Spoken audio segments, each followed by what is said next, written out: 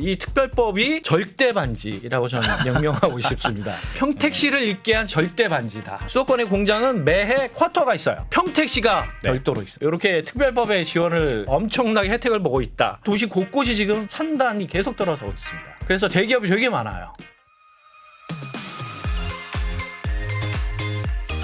이번 시간에는 그 현재 평택에 진행되고 있는 여러 가지 개발 호재들과 변화들에 대해서 가감없이 좀 평가와 분석을 해보려고 합니다. 많이 좀 부풀려져 있거나 많이 평화되고 있거나 하는 측면이 있어서 아파트 값도 많이 떴다 많이 내려앉았고 다시 여러 가지 변화들이 있긴 하지만 그 개발에 대해서 이야기들이 설왕설래하기 때문에 이 이야기를 이 부분에 대해서 제가 좀 담백하게 담아보고자 합니다. 네. 저분이 시장님이시거든요. 네. 저분이 평택에서 굉장히 진짜 오랜된 분이에요. 그 평택 미군 주한미군 기지 이전 및 평택 지원에 관한 특별법을 대표 발의하신 분이에요. 국회의원 때. 네.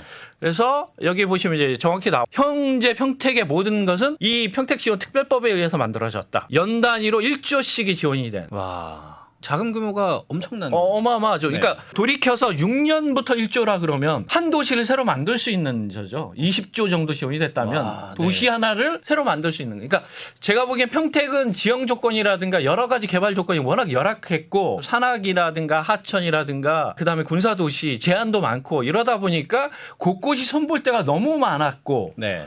그게 20조가 투자돼야 겨우 효과가 있을 정도의 도시. 와. 그러니까 워낙 기본이 네. 열악했다. 이렇게 네. 봐야 될 것 같습니다. 그걸 다지는 데에만, 그러니까 기반 다지는 데에만 저 큰 돈이 다 들어간다는 그렇죠. 거죠. 많이 들어갔죠. 네. 물론 뒤로 가면서 신도시, 산단 네. 뭐 이런 것들도 있지만 그러니까 예를 들자면 기반, 예를 들자면 도로 네. 그다음에 여러 가지 마을에 지원되는 네. 여러 가지들도 있거든요. 아, 뭐 보상금들. 예. 네. 마을 주민센터, 동사무소 같은 것들이죠. 인프라 그런 것들부터 만들어주고. 시작해서 네. 철도 도로망 갖추는 기반 시설에만 또 어마어마한 지원을 했습니다. 왜? 네. 그 정도는 안 갖춰져 있던 데고 네. 새로 만드는데 막대한 돈이 들어가서 그러니까 이런 지원으로 굉장히 도시가 탈바꿈한 데가 또 여수 예전에 보면 아, 여수 그 박람회 하면서 네, 2조가 엑스포. 넘게 국가 지원이 됐거든요. 네. 그래서 전남 최고의 관광도시, 전국의 4라 관광도시를 변모했듯이 네. 평택도 평택 지원법에 의해서 지금의 도시가 만들어졌다고 보시면 될 것 같고 관련된 걸 제가 리스트를 좀 몇 개 뽑아봤습니다. 이게 이제 행안부 자료죠. 보시면 여기도 정확히 나와 있지 않습니까? 2006년부터 해가지고 어마어마한 돈이 18조 그죠?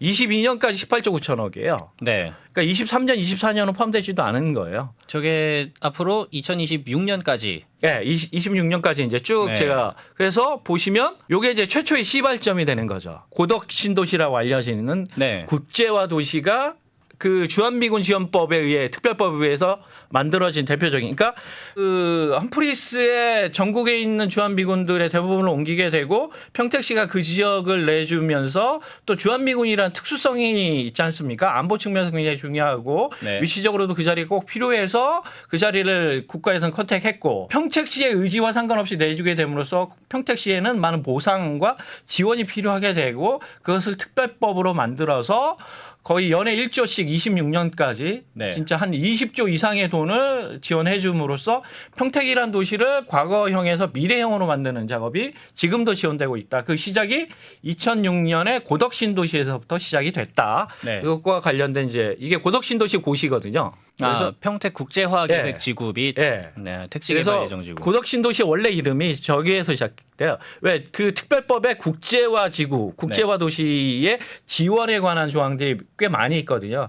그래서 원래 이름은 이렇게 시작됩니다. 그리고 고덕 계획지구 택지개발 산업 안에 들어가 보면 나와 있죠. 주한미군 특별법에 의해서 만들어진 도시다. 네. 그래서 인위적으로 만들었고 어떤 반대급부인 거죠. 손해보고 피해보는 것의 그 대가로 고덕 신도시를 만들었고 또 결정적으로 그 안에 삼성반도체가 들어갔지 않습니까? 그죠. 그렇죠. 이게 군사도시, 농업도시에서 지금은 이제 평택시청에 가면 반도체 도시 이를 캐치프레이로 첨단 도시의 이미지로 지금 바꾸고 있거든요. 변신을 꾀하고 있습니다. 네. 그게 가능한 게 세계 최대의 반도체 공장들 거기서 미치는 파급 효과가 워낙 크기 때문에 네. 그걸로 도시 전체 이미지 지금 바꿔나가고 있는 것. 그 시작은 아이러니하게도 군사 도시에서 시작했다는 거죠. 평택, 송탄, 미군 하면은 네. 아이들 특히 청소년들한테는 접근 금지 시설이었습니다. 출입 금지 지역이었고 네. 그게 오히려 지금의 평택을 만들게 된 어떤 시발점이 됐다는 거 참 아이러니하다라고 전 보는데 그러게요. 이게 이제 20년도에 지원된 내역들 보시죠. 한번 사업 내역들 쭉 어마어마하죠. 네. 뭐 어촌마을 조성, 무슨 벨벳 프로젝트, 여객 부두 건설, 여객 터미널 건설, 그다음에 추모공원 증축. 그러니까 평택의 크고 작은 모든 시설들을 지원특별법에 의해서 만들었다고 보시면 됩니다. 네, 그 아까 말씀해 주셨던 게 여수가 2조였는데 네. 지금 여기에는 투입되는 규모가 20조 정도인 거잖아요. 지금까지 20조가 넘습니다. 그죠? 와, 그러니까 저 모든 프로젝트들이 그 여수 하나 개발하는 거 예. 급들이 지금 저렇게 다 예. 네. 그렇죠. 이게 어마어마한 거죠. 네. 평택시 전체를 완전히 갈아엎는 네. 새로운 도시로 세팅을 하는 지원과 프로젝트가 시작된 거죠. 네. 그래서 보시면 뭐 요게 21년에 1조 7천억. 그다음에 요게 몇 년? 23년에도 1조 3천억. 평택시에서 26년 한정법이기 때문에 그 안에 많은 걸 하려고 지금 계속 요구하고 있고 네. 미비한 시설들을 지금 세팅하기 위해서 많은 기획과 노력을 하고 있더라고요. 네. 그래서 행안부에서 해놓은 사례 그 페이지에 보면 이런 사례들 뭐 횡단도로 평택호 횡단도로가 이게 뭐냐면 그 아산만 방조제거든요. 거기가 2km가 넘어요. 예. 그러니까 다리 하나 놓으려면 꽤 많은 돈이 들어가지 않습니까? 아, 그게 지금 2,667억. 거기에만 다리가 지금 2개가 3개가 나와져 있는데 네. 왜? 두 도시가 2번과 3번 아까 보여준 도시가 2번과 3번이거든요. 그러니까 이쪽에서 이쪽이 연결성이 안 좋다 보니까 네. 한쪽이 개발이 안 되고 사람들의 드나드는 유동성이 떨어지고 하는 것들을 해결하기 위해서 한강 다리가 많을수록 강남이 원활하게 통하지. 네. 평택도 이런 하천이 강급 하천이기 때문에 큰 다리들을 많이 놔야 되는데 이건 내수가 조금 덜 거치는 문제가 있고 이런 데 쓸 돈이 없죠. 그런데 이제 국가에서 해준다니까 네. 얼른 해야죠. 그럼. 음. 이런 것들이죠. 그래서 보시면 하나의 예를 들어봤는데 요런 것들 서정역 환승센터 그 다음에 평택 포승 평택 산업철도 그 다음에 당진항 개발산업 어마어마하지 않습니까? 이건 국가 기관 산업이자 네. 함부로 할 수 있는 게 아니에요. 그죠? 와, 이게 돈 들어가는 게 몇 천억, 몇 조씩 그냥 막 들어가네요. 네, 그래서 이런 사업들을 이제 순차적으로 진행하고 그것이 평택의 1차 도시에서 2차, 3차 도시로 발돋움하는 업그레이드 버전이다. 그래서 관련돼서 제가 특별법을 봤더니 이게 수도권 정비계획법이라고 있거든요. 이따 뒤에 잠깐 나올 텐데 예. 규제가 많아요. 평택도 성장관리 권역이지만 수도권에 있기 때문에 하나의 시설을 하더라도 컨펌을 받아야 돼요.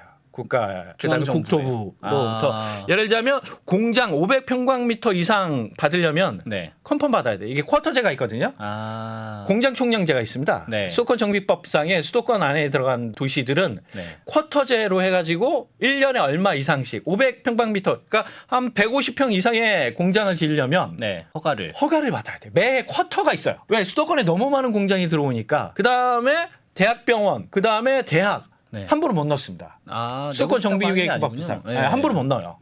지방에서 올라오고 싶다 그래서 지방대학들 서울 오면 살 길이 다 못 와요, 못 와. 그다음에 대학병원도 서울에 워낙 많잖아요. 네. 더 넣는 것들에 대해서 굉장히 강력하게 규제를 하고 있어요. 아. 근데 평택은 이 특별법에 의해서 네. 보통법보다 특별법이니까 상위법이지 않습니까? 네. 그러다 보니까 인센티브가 있고 배정을 해준다는 거죠. 여기 공장 건축 총량고시를 하지 않습니까? 수도권의 공장은 매해 쿼터가 있어요. 그래서 들어갈 수가 있는데 평택시가 네. 별도로 있어요.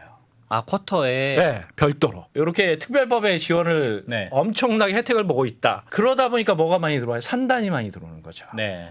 이게 농업도시 1차 도시에서 2차 도시로 가기 위해서 산단 아시겠지만 이제 도시의 개발에서 가장 핵심이 지금 시대에서는 산단이지 않습니까? 네. 그죠? 뭐 강서구가 마곡에 산단이 들어와서 LG가 들어와서 지금 네네. 어마어마하게 떴고 지금 판교는 어떻습니까? 그 IT. 네, 거기도 산단. 뭐 광교는 어떻습니까? 그렇죠? 네. 이런 산단이 들어와야 도시가 번창하고 어마어마한 발전을 이루게 되죠. 그러니까 평택도 아까 보신 것처럼 많은 농지가 있고 네. 아직도 1차 산업이 있기 때문에 산단을 더 많이 유치해야 돼요. 네. 그런데 쿼터제 총량 제한이 있기 때문에 네. 받을 수 없어요. 함부로. 네. 근데 특별법으로 조금 숨통이 풀어주니까. 튀어서 네. 많이 받고 그래서 도시 곳곳이 지금 산단이 계속 들어서고 있습니다. 그래서 대기업이 되게 많아요. 또 특히 평택항이 있음으로써 네. 더 여러 가지 의미들이 있겠죠. 수출과 관련된 기업들은 그 주변으로 들어감으로써 접근성, 교통비 네. 여러 가지 장점들이 좀 있지 않겠습니까? 수도권에도 있고 네. 항구와도 가깝고 이런 장점이 또 있으니까 네. 평택이라는 지리적 장점들을 충분히 활용하려고 그러는데 총량제 때문에 함부로 못 들어간대 하는데 야 우리는 조금 우리가 힘써 볼게 한번 들어와 볼래? 이렇게 된다는 거죠. 네. 그래서 제가 보기에는 이 특별법이 절대 반지라고 저는 명명하고 싶습니다. 아, 도시개발의 절대 반지. 예, 평택시를 잇게 한 절대 반지다. 아, 표현 되게 딱 적절한 네. 것 같은데요. 절대 반지. 그래서 네. 지금의 평택은 이 절대 반지를 자기가 끼고 있기 때문에 가능하다. 그래서 대표적으로 고덕 신도시와 이 브레인시티 네. 이 두 개가 이 특별법에 의해서 만들어졌고 진행되는 사업입니다. 저 브레인시티 안에는 2030년인가에 카이스트도 들어온다고.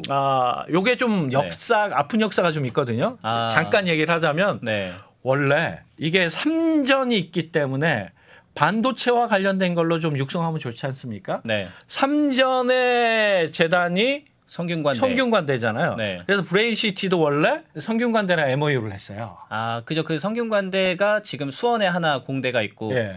저기에 제3캠퍼스 한다고 예. 그랬던 것 예. 같은데. 또 반도체 특화돼서 네. 관련된 과와 연구소를 저기에 같이 세우면 네. 더할 나위 없지 않습니까? 그죠. 산학협력 같은 거 예. 하기 좋죠. 예. 근데 그게 결론은 무산됐어요. 어쩌다 그렇게 부산됐나요? 뭐 여러 가지가 안 맞았던 것 같아요. 그래서 네. 그 브레인이니까 브레인을 모셔와야 돼요. 네. 그래서 생각한 게 카이스트를 생각했고 이후에 이제 카이스트 학교를 저 부지를 무상 제공 네. 제발 들어와 달라고. 돈 안 내도 되니까. 네, 들어와 달라. 왜 너희가 들어와야 산다. 뭐 한 예를 들어 드릴까요? 그 시흥의 백오친 도시는 왜 떴을까요? 거기 가면 서울대로가 있어요. 서울대로. 도로 이름이 네. 서울대로예요. 왜 서울대로인가요? 서울대 캠퍼스 유치. 서울대로. 네. 서울대로가 아니고. 네. 서울대 네. 길. 서울대길. 왜 서울대 캠퍼스, 의대 캠퍼스와 네. 병원이 들어온다고 시흥시에서 막대한 지원을 해줬거든요. 네. 그래서 이제 150이 투자적으로도 가치적으로도 엄청 떴거든요. 빵 떴거든요. 네. 근데 제가 보기엔 쉽지 않아 보여요. 왜 건너편 송도에 지금 연대 병원을 들어갔기 때문에 네. 서울대 병원은 거기 저는 못 들어간다고 보거든요. 그러니까 허가를 안 해줄 가능성이 그렇죠. 있다. 허가 안 해주죠. 네. 해줄 리가 없죠. 그죠. 서울대병원 지금 그 해화동에 있잖아요. 네. 서울 근교에는 이제 몇 개가 있는데 제가 네. 보기에는 어쨌든 갔고 저 브레인시티도 그래서 카이스트 성대 대신 카이스트를 컨택했고 카이스트의 뭐 1, 2과정을 맞추면 3학년 과정을 이쪽에서 할 수 있게 네. 뭐 이런 식으로 얘기가 됐다가 그것도 무산되고 네. 연구소 정도로 지금 대학이 들어오는 게 아니고요. 연구소 정도로 얘기가 되고 있습니다. 아하. 원래는 대학으로 네. 이제 표면상으로 얘기를 했는데 그게 안 된 거죠. 진행이 잘 안 돼서 연구소 정도 반도체 관련 연구소 네. 이렇게 얘기가 되고 있습니다. 그리고 브레인시티는 다른 것들은 약간 조금 더디거나 아파트 빼고 나머지 조금 좀 모호하게 진행이 되고 있습니다. 왜? 네. 이미 고덕이나 다른 도시들도 아직 제대로 진행이 못 되고 있는 상황에서 네. 두 도시를 동시다발적으로 진행하기에는 조금 부담감도 있고 그다음에 내부적인 구성에도 한계가 있지 않습니까? 그래서 네. 브레인시티는 약간 조금 뒤로 빠지고 있는 형국이다. 이렇게 보시면 될 것 같습니다. 어쨌든 네. 이건 다 특별법에 의한 지원으로 만들어졌다. 그래서 평택을 제가 이제 부정적인 것으로 이렇게 아까 보신 거 알겠지만 굉장히 도시가 단절돼 있지 않습니까? 네. 그래서 도시가 개발과 발전이 조금 어렵게 됐고 그것이 이후에 아산만 방조제에 의해서 농업도시 그다음에 송탄에 있는 군사도시 그다음에 그로 인해서 항공도시로 부정적인 요소들이 조금 여러 가지 측면에서 도시의 발전과 이미지를 네. 조금 나쁘게 한 측면이 있다 보면 긍정적인 것도 있어요. 다른 측면으로 교통도시가 됐어요 이제. 왜? 항구가 있기 때문에 네. 철도와 도로망이 많이 갖춰져 있어요. 그 화물 수송을 네, 위해서. 화물 수송도 해야 되고 갈수록 이제 그런 것들 도로망이 더 많이 갖춰져 이제 되지 않습니까? 그래서 고속도로가 계속 증설이 되고 네. 그다음에 철도도 뭐 SRT부터 KTX 네. 그다음에 얼마 전에 이제 몇 달 전에 한 게 GTX AC 노선도 그쪽으로 좀 연결이 되고 그다음에 서해선의 KTX 고속선 네. 이런 것들도 다 평택으로 그래서 교통망이 지금 어마어마하게 네. 갖춰지게 되는 도시로 탈바꿈하고 있고 지원받고 있다. 그래서 요 측면까지 제가 여러분들이 알고 있는 현재 평택의 그 지난 시간들과 개발과 변화가 단순하게 그러니까 평택의 많은 것들이 노력에 의해서 된 게 아니라 어떤 특별한 사건들 몇 개에 의해서 만들어졌고 결정적인 건 군사도시와 특별법에 의해서 현재 평택이 존재하고 있다. 그리고 26년까지 이 법이 계속 유지되고 그 이후에도 26년 이전에 들어왔던 사업들은 계속 지속적으로 지원을 받을 수 있다. 그래서 미래 전망이 굉장히 긍정적으로 밝다. 투자처만 잘 고르면 나쁘지 않은 투자들이 나올 수 있다. 이렇게 보여집니다. 그 다음에는 일반적으로 개발 계획과 평택의 기본적인 것들을 좀 살펴보는 이야기를 해보려고 합니다. 타임라인인데 그 개발에 대한 타임라인들이 쭉 이렇게 있죠. 이거 홈페이지에 가시면 뭐 보는 것들인데 요것 중에서 지난주에 말씀드린 핵심적인 사업 말고 부수적인 것들에 대한 이야기를 하죠. 평택의 도시계획이나 도시 분석 이야기를 잠깐 먼저 해보도록 하려고요. 평택은 수도권 정비법에 영향을 받는 지역입니다. 수도권에 있기 때문에 수도권에 있는 도시들은 다 수도권 정비계획법의 영향 아래 있어서 규제를 받아요. 네. 그래서 말씀드린 것처럼 공장이 일정 이상 안 되고요. 그다음에 병원, 뭐 대학 이런 것들이 도시 안에 넣고자 이런 것도 다 여러 가지 컨펌을 받아야 되는 중앙정부와 국토부의 컨펌을 받아야 되는 제약을 많이 받는 거죠. 이렇게 법으로 보면 잘 모르시겠지만 요거는 많이 보셨을 거예요. 성장관리권역, 억제권역 요게 수도권 정비법에 나와 있는 거예요. 아, 네네. 수도권 정비법 시행령에 보면은 요게 나와 있어서 요걸 이미지화하면 이렇게 됩니다. 그래서 요 이미지가 이미 수도권 정비계획법이라고 보시면 됩니다. 네. 그래서 평택이 여기에선 성장관리권역에 들어가 있죠. 성장관리권역이라 하면 어떤? 아무래도 이제 그 빨간 권역에 있는 과밀 억제 권역이 아닌 네. 그 외 지역으로서 여러 가지 시설들 도시화 이런 것들을 먼저 배치하거나 우선권을 주는 거죠. 네. 과밀 억제 권역에는 못 들어가게 하는 거죠. 그러니까 들어가면 세금 몇 배 더 내라 이런 것들이 법인 설립할 때 세금적인 그다음에 제약적인 요소가 많은데 성장관리 권역에는 조금 더 우선권을 주고 조금 어떤 법률적 제재라든가 이런 것들 덜하게 되는 것들도 많이 있죠. 네. 그 수도권 정비계획법상에 만들어진 이미지가 요겁니다. 이게 1차, 2차, 3차, 4차 20년 단위로 하는 광역계획인데 여기서 평택을 보면 두 가지가 겹쳐요. 물류도시와 첨단도시. 그죠? 네. 그래서 평택은 허브 스위치 도시로서 네. 두 가지를 다 가져갈 수 있는 장점이 되는 거죠. 와. 요게 솔직히 반도체 도시로서는 끼지 못할 거였는데 미군 특별지원법에 의해서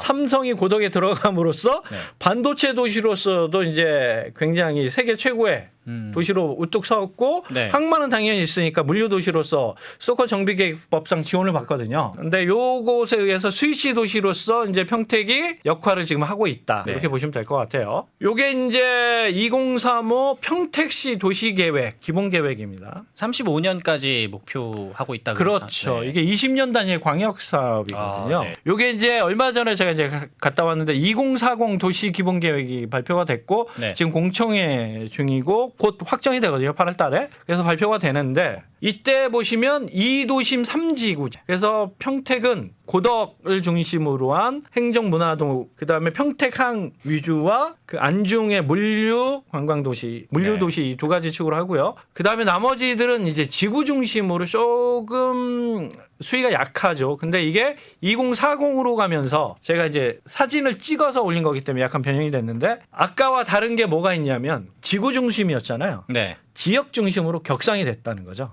그러면 좀 더 개발 단위가 커지는 건가요? 그렇죠. 조금 네. 지구는 좀 좁은 범위거든요. 네. 지역은 좀 큰 범위.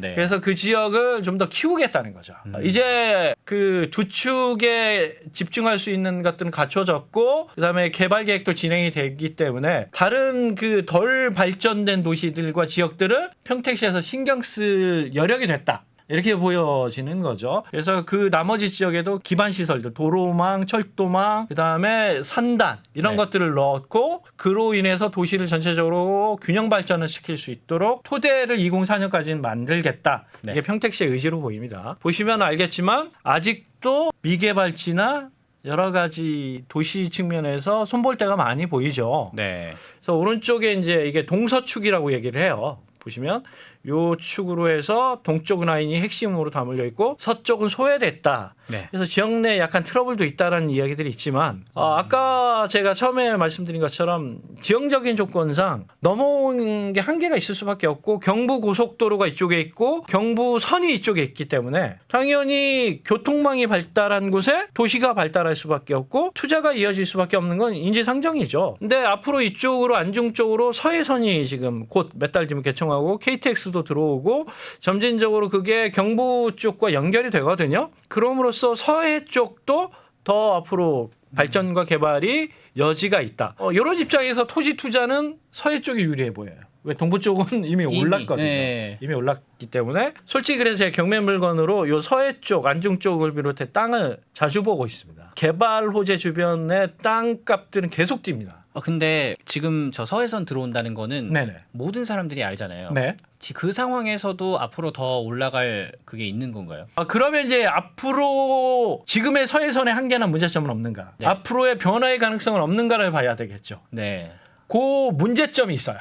서해선의 문제점이요? 네, 문제점이 있고 조금 과장된 측면도 있다고 보여져요. 네. 그래서 그 얘기는 제가 이따 뒤에 가서 다시 좀 해드리겠습니다. 알겠습니다. 요게 평택시청 홈페이지에 가면 볼 수 있는 평택시 개발사업 현황입니다. 네. 어마어마하게 많거든요. 평택의 다른 도시와 다른 점이 하나 있습니다. 민자 도시 개발이 많아요. 민자. 근데 아까는 국가에서 자금을 지원받아가지고 도시 많이 했죠. 개발하는. 그러니까 고덕, 브레인시티 이런 것들은 국가에서 많이 받아서 했잖아요. 네. 그거 말고도 뭐 간단하게 이해하시려면 지제역 앞에 아파트들이 많이 지어지고 있잖아요. 그게 민자 도시예요. 민자 개발 방식, 민자 도시 개발 방식이에요. 네. 그래서 개인이나 회사들이 주축이 돼서 회사를 세우고 그 회사를 세워서 그것과 평택시와 얘기를 해서 이 지역을 개발해 보겠다. 그러니까 돈이 부족하잖아요, 자금이. 네. 그 땅을 다 매입해야 개발이 가능하니까. 네. 그러니까 어떤 방식으로 하냐면 헌 땅 주면 새 새 땅 땅 줄게. 줄게. 이 방식의 환지 방식. 환지 방식. 네, 이걸 환지라 교환하는 거. 네. 교환. 네. 땅을 교환한다. 환지. 네. 그러니까 국가에 사는 건 어떻게 하죠? 대규모 자금을 투입해서 수용. 수용 방식으로 가죠. 네. 그러니까 도시개발 방식은 대부분 수용 방식이에요. 그래서 지정하고 걷어들이고 그걸로 주고. 개발하고 팔고. 네. 그래서 차익을 보는 거죠. 국가는 돈이 많으니까. 네. 근데 개인은 돈이 없죠. 네, 회사는 돈이 없죠. 상대적으로. 네, 상대적으로 굉장히 부족한데 그 많은 땅을 다 어떻게 왜 사들이는 것뿐만 아니라 기반 시설도 해야 되잖아요. 네. 상하수도 전기도 막대한 돈이 들어가요. 어마어마한 돈이 몇 년간 들어가는데 그 네. 돈이 회사나 개인은 제한적이잖아요. 그러니까 땅을 네가 일단 주면 내가 개발할게. 네, 내가 개발해서 간보율이라 그러는데 뭐 몇 평 주면 개발 얼마 얹어서 돈 들어간 거 빼고 몇 평 돌려줄게. 그래서 돌려주는 환지 방식을 택하죠. 그래서 평택시가 환지 방식 도시 개발의 메카예요. 수도권에서 제가 마지막으로 본 게 한 30곳이 넘었거든요. 네. 어마어마하게 많습니다. 이게 지난 10수년간 진행을 못했어요. 왜? 부동산 값이 안 뛰었거든. 네. 오늘보다 내일이 높아야 네. 투자를 해서 얻는 이익이 생기고, 그죠? 네. 그러면 당연히 할 맛이 나게 되죠. 네. 돈을 버니까 서로 하겠다 그러겠죠. 네. 근데 오늘보다 내일이 안 높아. 그러면 투자비를 못 뽑아. 그럼 할 이유가 없죠. 없죠. 특히 평택이 제가 아까 말씀드린 것처럼 오랜 시간 개발이 없었고 변화가 없었어요. 근데 개발 방식만 넘쳐나. 그러니까 진행이 못 됐어요. 그런데 지난 7년간 대상승기가 있었고 그럼으로써 아파트 값이 뭐 1억, 2, 3억 하던 것들이 어떻게 됐습니까? 막 5억, 10억 뭐. 뭐예요? 네. 5억, 6억, 7억 막 이렇게 네. 뛰어. 이거는 해도 되겠는데? 분양이 잘 되겠는데? 분양이 잘 돼야 돈이 남지 않습니까? 네. 왜 높게 분양을 해서 잘 되면 돈이 많이 남거든요. 뭐 네. 예를 들면 500세대, 1000세대 하면 뭐 500억씩 막 이렇게 남을 수도 있거든요. 몇백억씩 남으니까 할 이유가 충분하죠. 그래서 지금은 많이 되고 있어요. 지제역 앞이 대표적인 케이스고 골고루 많아요. 여러 지역에. 네. 그래서 그것을 포함한 개발 방식이 요겁니다. 그래서 요걸 고지고대로 다 믿거나 그대로 판단하시면 안 됩니다. 이 중에는 국책 사업과 네. 민자 사업이 있기 때문에 이런 것들을 분류하시고 네. 그 개발 계획을 접근하시는 게 맞다. 각각의 접근 방식이 어떻게 달라지나요? 왜 민자 방식은 깨질 수도 있어요. 했다가 돈 없으면 네, 여러 가지 아. 문제점들이 발생하면 깨질 수도 있기 때문에 신뢰성. 그러니까 민자 방식을 뭐라고 생각하시면 되냐면 지주택. 지주택도 민자 방식의 재개발 방식이지 않습니까? 네네. 근데 95%를 수용해야 되거든요. 네. 그러다 보니까 잘 안 되는 거죠. 이런 어려움이 있어요. 그런데 상승기 때는 네. 지주택도 돼요. 그래서 지난 7년간의 상승기 때 많은 지주택들이 실제 사업들이 많이 진척이 됐어요. 근데 하락기 때나 닷보기에는 안 된다는 거죠. 그래서 그 사업의 주체가 어떤 자금적 여력과 그다음에 금융적 지원을 어디서 받고 있고 어떤 보증이나 신용을 확실하게 세워줄 시공사들은 있는가 네. 이런 것들을 꼼꼼히 좀 살펴볼 필요가 있겠죠. 네. 그래서 대부분 상승기 때는 좋지만 닷보기나 하락기 때는 부정적이다. 특히 지금 같은 평택시 안에 여러 가지 것들이 상하의 폭이 높을 때는 조금 꼼꼼하게 체크하시는 게 좋아 보입니다. 제가 보기엔. 네.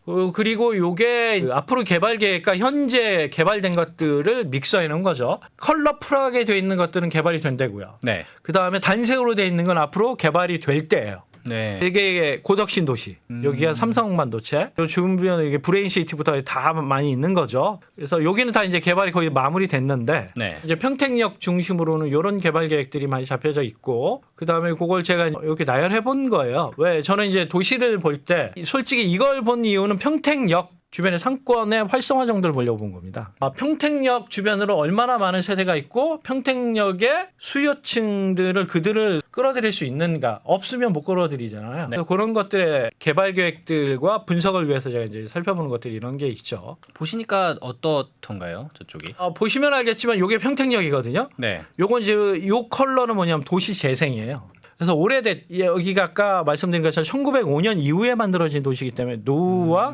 상당한 시설들과 설비들이 낡았죠. 네. 이걸 재생해야 되는 게 지금 평택역, 평택시에 돈이 많으니까 이따 나올 텐데 여기를 재생하겠다 지금 프로젝트를 몇 개 시행하고 있어요. 네. 그런데 재생을 해도 네. 이용할 사람이 없으면 꽝이죠. 꽝이죠. 네. 그런 지역이 되게 많아요. 네. 전국적으로 되게 많습니다. 그러면 이 지역이 재생한 이후에 변화, 발전의 가능성을 주변에서 가까운 데서 찾아보는 게 먼저겠죠. 네. 그래서 주변에 세대들은 많은가. 그래서 이렇게 살피는 거죠. 꽤 네. 많아요. 네.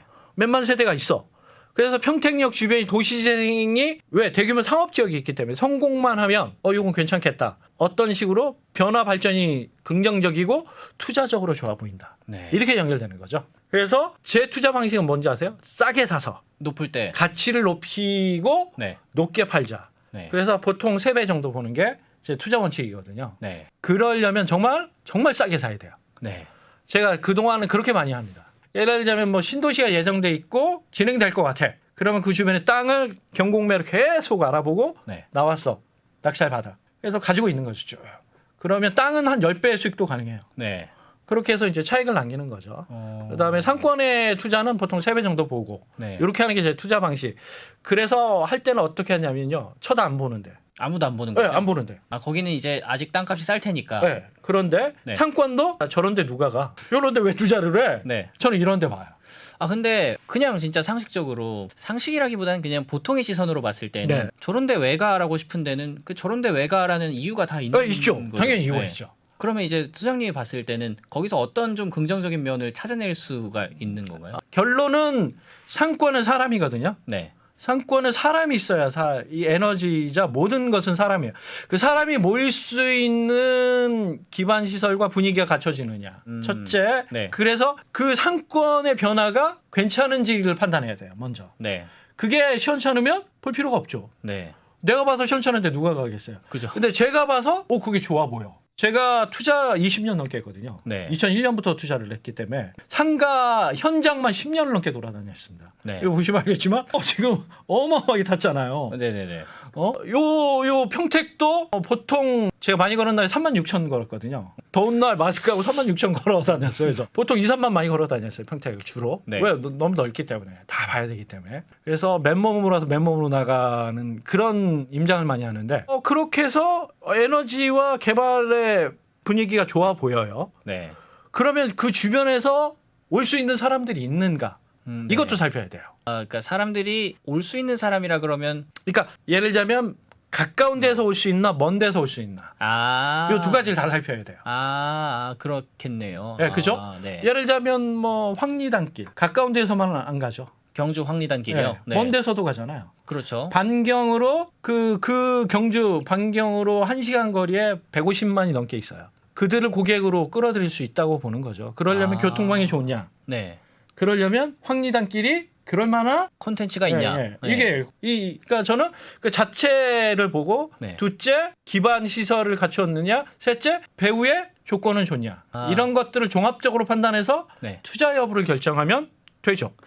그랬을 때는 지금은 아무도 안 보는 곳이라도 그런 게 갖춰져 있으면 가능성이 있다는 네. 거죠. 지금 네. 고덕 신도시의 가장 메인역이 네. 서정리역이에요. 네. 요 앞쪽이 중앙동으로 원래 이 주변에서 핵심 상권 역할을 하던 곳이에요. 예전에 평택 시청이 거기 있었어요. 구평택. 네.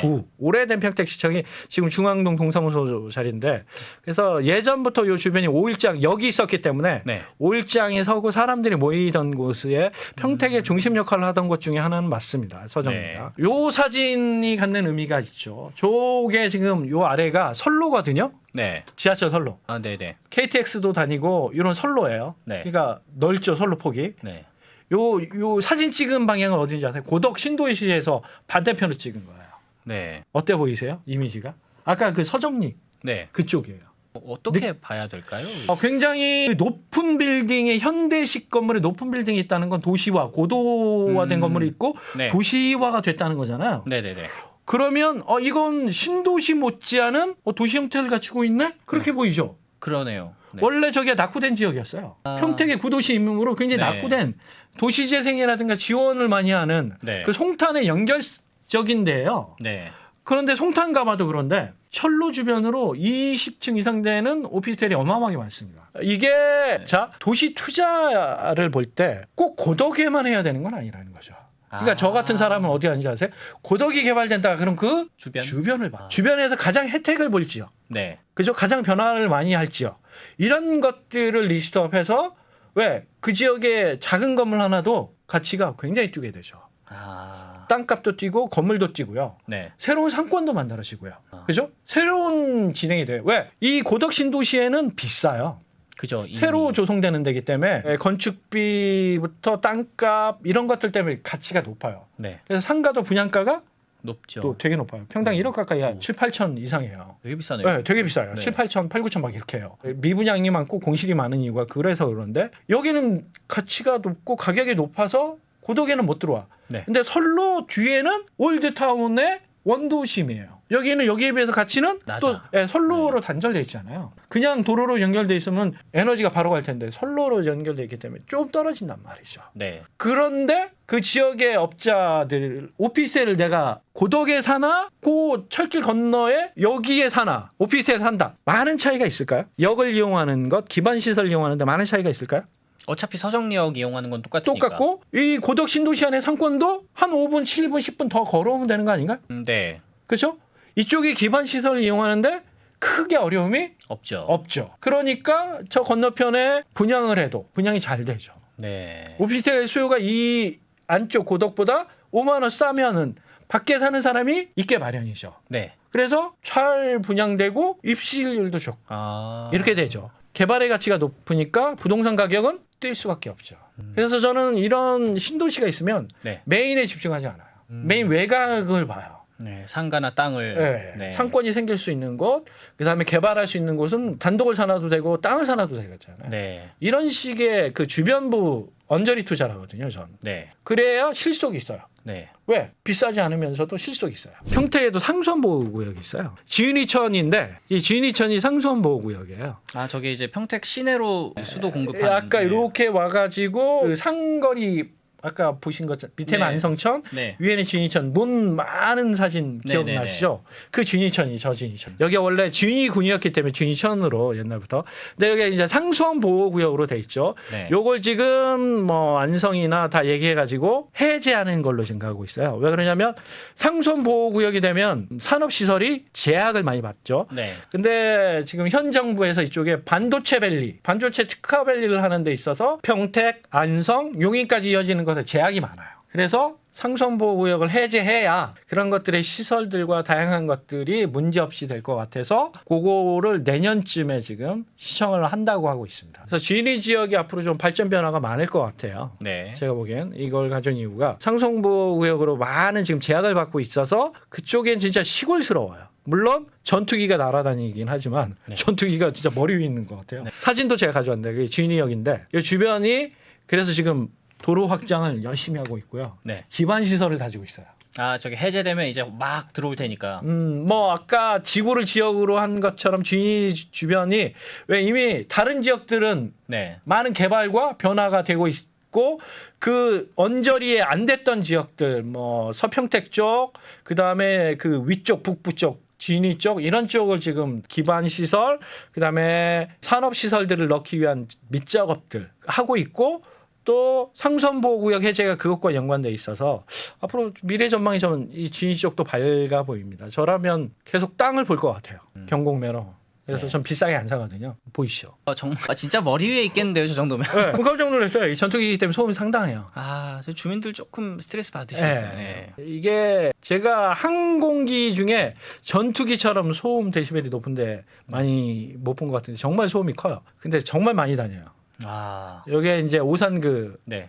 미군 항공 가까운 데 있기 때문에 주인이가 그래서 개발이나 분위기가 안 좋아요. 아, 근데 땅값은 지금 계속 뛰고 있습니다. 근데 여기가 막 주거단지 들어오긴 좀 어렵지 않을까요? 저런 것들 때문에. 산업단지. 산업단지 위주로. 네, 아, 네. 산업단지 위주로. 그 다음에 살면 사라져요. 하긴 저기 그 김포 근처에도 여객기 다니느라 막 네. 시끄러운데 다 사시니까. 그 안에 있으면 무감각하겠죠. 네. 그래서 그 안에 분들은 발전이나 개발에 대한 부품꿈이 있어요. 뭐 저거 문제 돼 이렇게 생각하시는 분들이 많거든요. 근데 이제 고도가 있기 때문에 네. 높은 아파트는 좀 제가 보기엔 쉽지 않아 보이고 네.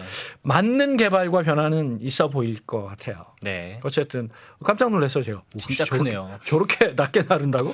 활주로가 이제 저기 끝에 있으니까. 네. 이게 이제 브레인시티. 브레인시티에는 원래 성대가 깨지면서 이제 카이스트가 그 자리를 대처하고 카이스트도 캠퍼스보다 이제 연구단지 위주로 해서 삼성과 관련된 여러 가지 반도체 관련 연구단지를 저기 꾸리고 그런 것과 관련된 것들을 평택시에서 지금 요구하고 있는 것 같아요. 그래서 주변이 아직은 별다른 게 없이 지금 기반 시설을 다지고 있습니다. 가서 보면 텅텅 비어 있어요. 거의 나대지 상태. 아직은 기반 시설 다지는 공사 중이다. 네. 그 다음에 평택 쪽 핵심이 화양지구거든요. 네. 요게 이제 그 안중역 서해선 KTX역과 일반 전철역의 배후, 그 다음에 평택항의 배후, 네. 이 양쪽에 혜택을 받는 게 이제 화양지구다. 이렇게 얘기를 하고 있습니다. 여기도 꽤 많은 2만 세대이니까 지금 아파트가 많이 분양하고 들어서고 있거든요. 규모가 상당하죠. 이렇게 여기 안중역.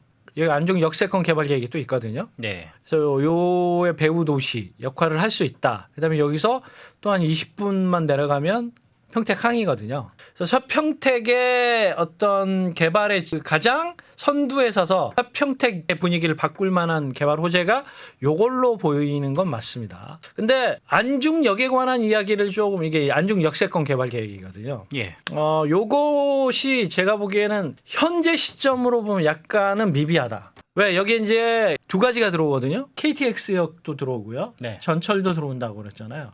근데 KTX역이 서울로 연결이 안 돼요. 지금은 단절돼 있어요. 개통이 돼도 화성 위로 못 가요.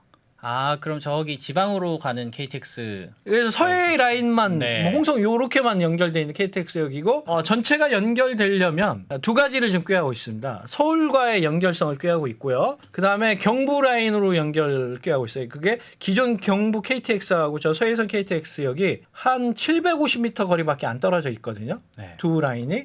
그래서 요 라인을 연결하는 공사를 지금 진행하려고 그래요. 한 4,700억 들여서. 근데 그게 2030년 이후나. 아, 너무 멀어요. 네. 예산도 많이 들어가고 멀어요. 네. 2030년도 돼봐야 아는 거고요. 네. 그다음에 위쪽으로 인천 쪽으로의 연결도 2030년 이후에는 가능해 보여요. 네. 그래서 아직은 좀 시간이 많이 필요해 보입니다. 그리고 그 스케줄상 그대로 될런지도 아직은 지금은 뭐 된다라고 확정하지만 많은 KTX 역들과 지하철 사업들이 요즘 계속 딜레이되고 있거든요. 네. 동시다발적으로 너무 많은 곳에서 많은 것들을 하고 있기 때문에 스케줄을 원래 예상처럼 맞추기는 조금 지켜봐야 될 것 같습니다. GTX도 보시면 알겠지만 원래 계획보다 굉장히 딜레이되거나 미뤄지는 게 많지 않습니까? 이런 것처럼 저 안중역과 관련된 것도 제가 보기에는 당장의 호재로 써먹기에는 약간 시간이 좀 필요해 보인다. 네. 근데 저 지역을 미시는 분들이라든가 저 지역에 관심 있는 분들은 저게 지금의 강력한 호재다라고 이제 밀고 있기 때문에 그건 좀 왜 저 안에 들어가서 살면 그곳의 진척 여부가 딜레이 될수록 서울과의 접근성 요원화해지지 않습니까? 네. 그래서 조금 더 시간은 좀 필요해 보인다. 제가 보기엔 그렇습니다. 네. 그다음에 안중 이게 터미널인데 여기 주상복합을 넣겠다는 개발 계획이 지금 발표가 됐는데 그것도 조금 지켜봐야 될 것 같아요. 왜 그러냐 화양지구가 개발이 되고 많은 2만 세대가 넘는 것들이 지금 앞으로 순차적으로 될 건데 안중 터미널이 왜 지하철이 들어오고 터미널이 원활하게 주상복합으로 고층이 주상복합이 될런지도 조금 저는 조금 부정적이거든요. 네. 조금 더 지켜봐 볼 필요는 있다. 안 되진 않을 텐데 될련지 왜 서울 안에서도 솔직히 말하면 터미널 부지가 개발이 딜레이 되는 게 되게 많습니다. 대표적으로 광진구에 있는 동서울터미널 아, 네네. 거기도 계속 안 되고 있거든요. 아, 이런데 중랑구에 있는 상봉터미널도 인제 10년 전에 얘기 나왔던 게 인제 펜스를 쳤거든요. 그래서 터미널 부지의 개발은 서울 안에서도 여러 가지 시간들과 변수가 많이 작용하는데 이 주변에 몇만 세대가 계속 개발 계획이 있는데 여기 네. 또 될런지는 저는 좀 지켜봐야 될 것 같다.